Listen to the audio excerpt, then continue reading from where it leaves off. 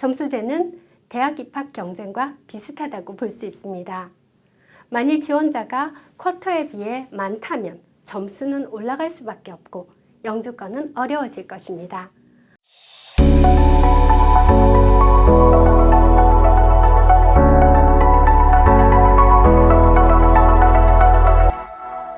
알버타주 주정부 이민 접수 방식이 올 9월 30일부터 EOI 시스템으로 변경됩니다. EOI 시스템은 대부분의 알버타 이민 프로그램에 적용될 예정인데요. 그래서 오늘은 알버타에서 EOI 시스템이 도입된 이유와 그 대책에 대해서 얘기해 보려고 합니다.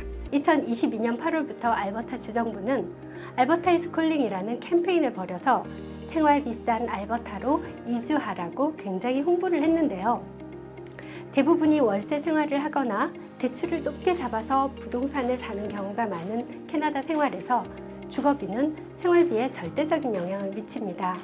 팬데믹을 거치면서 전 세계 부동산이 급등했을 때 알버타 부동산 가격은 거의 10년간 제자리 걸음이었다 보니까 상대적으로 알버타 부동산 가격이 토론토, 밴쿠버 같은 대도시에 비해서 아주 저렴하다고 부각이 되고, 거기에 캐나다 4대 도시인 캘거리가 있고 다른 중소도시에 비해서 고용기회도 많다는 점들이 매력적으로 다가왔습니다.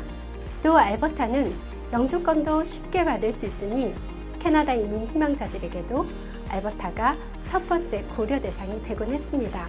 또 바로 이 시점에 팬데믹을 거치면서 영주권 접수 기회를 잃었거나 미루고 있던 신청 대기자도 평소보다 훨씬 많아졌고, 또 새로 유입된 이민 희망자들까지 더해져서 알버타 주정부의 영주권 신청서는 평소에 2배, 3배 증가하는 상황이 발생했습니다. 이렇게 되자 알버타 주정부는 프로그램을 2월부터 5월까지 일시 중단했다가 6월에 재개하면서 올 6월부터 12월까지는 한 달에 딱 하루만 신청서를 받겠다고 발표했었죠. 그렇게 한 달에 하루만 신청서를 받는 방식을 2달 겨우 진행한 끝에 정말 이건 아니다라고 생각한 것 같습니다. 왜냐하면 신청서를 접수하기 위해서 클릭 전쟁이 정말 장난이 아니었거든요. 한 사람이 신청을 하기 위해서 가족, 지인들을 모두 동원해서 5명, 10명이 신청을 시도하고 또 부정한 방법으로 접수했다는 루머가 돌기도 했습니다. 그러다 보니 공평성이 떨어지고 주정부의 불만 사례가 엄청 제기되었습니다. 사실 혼란스럽긴 하지만 어떻게든 올해만 잘 지나가면 그동안의 적체는 보통 해소가 되고 내년부터는 안정적으로 운영이 될 수 있었지만, 불만을 견디지 못한 주정부는 결국 12월까지 월 1회 선착순으로 신청을 받겠다라는 발표를 번복하고 고민 끝에 EOI 시스템을 바로 도입하게 되었습니다. 알버타 인구 유입이 많아서 앞으로 알버타 주정부 이민이 점점 더 어려워지진 않을까라고 걱정하는 분들이 많으신데요. 사실은 이렇게 불안정한 상황이 장기적으로 이어질 것 같지는 않습니다. 현재 심사 속도로 봐서 신청서 적체는 올해 안으로 충분히 해소될 수 있고 EOI 시스템이 되었든 선착순이 되었든 내년 초 중반부터는 안정적으로 잘 운영될 것으로 예상됩니다. 그럼 EOI 시스템은 무엇이고 선착순제와 어떤 차이점이 있는지 자세히 알아보겠습니다. 선착순제는 영어로 first come first serve 라고 하는데요. 말 그대로 신청 순서대로 심사를 받는 방식입니다. 프로그램이 요구하는 최소 자격 조건만 만족하면 누구나 바로 신청서를 제출할 수 있고, 먼저 신청한 사람이 우선적으로 심사를 받아서 영주권을 받는 방식입니다. 이 방식은 이민국과 신청자 양쪽에게 가장 운영이 쉬운 방식입니다. 하지만 신청서 수를 조절할 수가 없으니까 신청자가 급증하면 수속이 아주 지연된다는 단점이 있습니다. 그래서 이 방식은 신청을 희망하는 사람과 쿼터 간에 적당한 균형이 있을 때 사용하기에 적합한 방식입니다. 반면 EOI 시스템은 최소 자격 조건을 만족하면 바로 영주권 신청서를 제출하는 것이 아니라 신청 의사를 밝히는 과정으로 프로필 등록을 해야 합니다. 그러면 이민국은 풀에 등록된 프로필 중에서 원하는 조건을 가진 지원자에게 초청장을 보내주고 지원자는 그 초청장을 받아야 영주권을 신청할 수 있습니다. 초청장을 나누어 주는 기준은 주로 고득점자에게 우선순위를 주는 점수제가 가장 일반적입니다.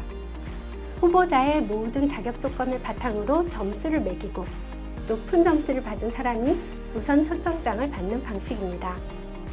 초청장 발행 기준은 반드시 점수제뿐만 아니라 직업군이나 다른 요인들도 고려될 수 있습니다. 특정 시점에 필요한 직업군이 있다면 그 직업군에 해당하는 사람에게 우선적으로 초청장을 발행하는 경우도 있습니다. 특히 요즘은 점수와 직업군 두 가지를 동시에 혹은 번갈아 가면서 적용하는 프로그램이 점점 많아지는 추세입니다.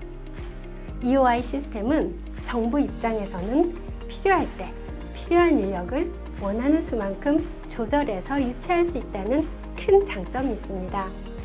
하지만 풀에 충분한 대기자가 없다면 어차피 풀에 있는 모든 사람들에게 초청장을 발행해야 되는 상황이 되고, 그런 경우라면 초청 시스템은 수속 단계만 많아서 복잡하고 아무 의미가 없어지게 됩니다.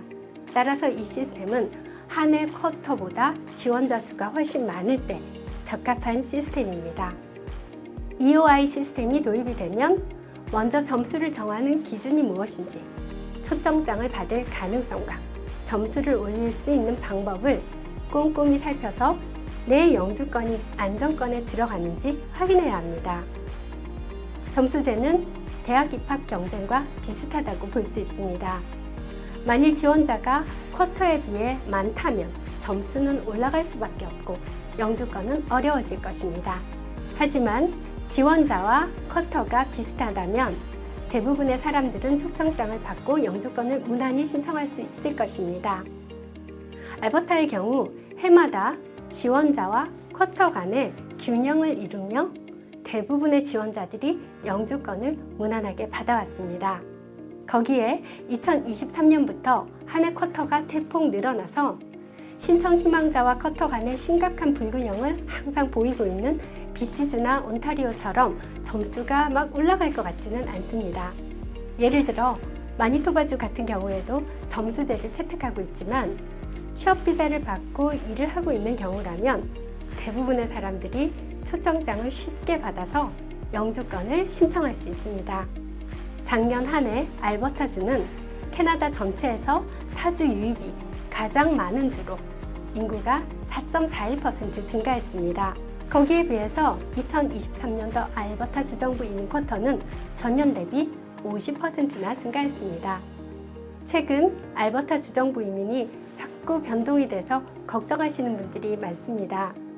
내년 초중반 이후에는 점점 안정을 찾을 것으로 예상되니 캐나다 입국을 계획하시는 분들은 변동되는 정책과 상황에 대해서 잘 확인하시고 가장 좋은 시기나 기회를 잡으시는 것이 좋겠습니다.